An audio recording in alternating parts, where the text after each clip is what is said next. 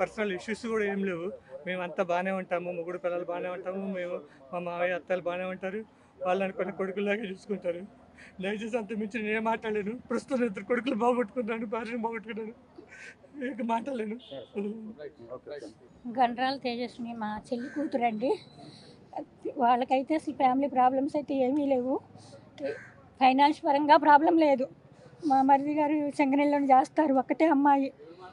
ఇటుపక్క భర్త నుంచి ఫైనాన్స్ కానీ తల్లిదండ్రుల గురించి కానీ లేదు. బాగా కోట్ల ఆస్తి ఉంది మా మరిది గారికి. కానీ తను కరోనా బాగా వచ్చింది అప్పుడు 2019 అమ్మాయికి, మా చెల్లి వాళ్ళ అమ్మాయికి. అప్పటి నుంచి కొంచెం డిప్రెషన్లో ఉంటుంది. అప్పుడప్పుడు ఇంట్లో ఎవరు ఉండరు. మా అల్లుడి గారు ఏమో డ్యూటీకి వెళ్ళిపోతారు, పిల్లలు స్కూల్కి వెళ్ళిపోతారు. ఒక్కతే ఇంట్లో ఉండి బాగా డిప్రెషన్లోకి వెళ్ళిపోయి ఏం చేసిందో అక్కడ ఏం జరిగిందో తెలియదు, ఎవరూ లేదు.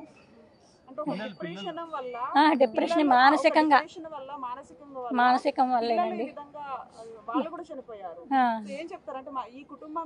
అదేనండి, ఇలాంటి ఎంత పగస్తుడికి కానీ ఎవరికి ఇలాంటి కష్టం రాకూడదండి. ఇలాంటి డిసిషన్, ఎలాంటి బాధల్లో ఉన్న కష్టాల్లో ఉన్న ఇలాంటి నిర్ణయం తీసుకోవటం ఉన్న కుటుంబాలు ఇప్పుడు 2 కుటుంబాలు నరకం అనుభవిస్తాయి. ఇప్పుడు తను తీసుకున్న ఈ నిర్ణయం వల్ల కుటుంబాలన్నీ ఇలా అయిపోతున్నాయి. ఎవరైనా ఇలాంటి కష్టం వస్తే ఇలాంటి నిర్ణయం ఎప్పటికీ తీసుకోకూడదని మనస్ఫూర్తిగా కోరుకుంటున్నాను.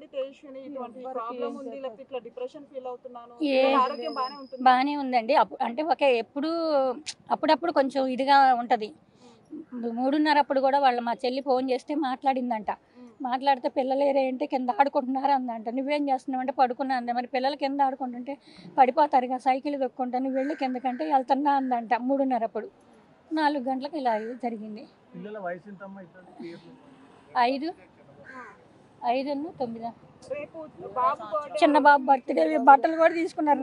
ఈ రోజు వచ్చేవాళ్ళు, ఈ రోజు ఇక్కడికి వచ్చేవాళ్ళు. నిన్న నుంచి హాలిడేస్ అని తెలియదు, 23 నుంచి అనుకున్నారంట. ఈ రోజు వచ్చి రేపు బర్త్డే చేసుకుని పిల్లలిద్దరిని తీసుకొని వెళ్ళిపోదాం అనుకున్నారు. దేవుడు ఈ లోపల ఈ పని చేసిండాము.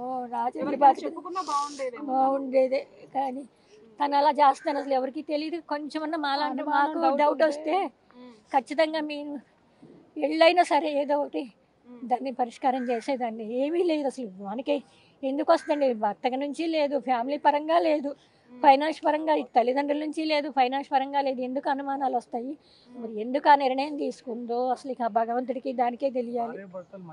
బాగుంటారండి, అసలు చాలా బాగా చూసుకుంటాడు. మా అల్లుడి గారికి అసలు నెంబర్ 1 అండి. అసలు ఆయన వల్ల మా అల్లుడు గారి వల్ల ఎలాంటి ఇబ్బంది లేదు. అసలు చాలా బాగా చూసుకుంటారు.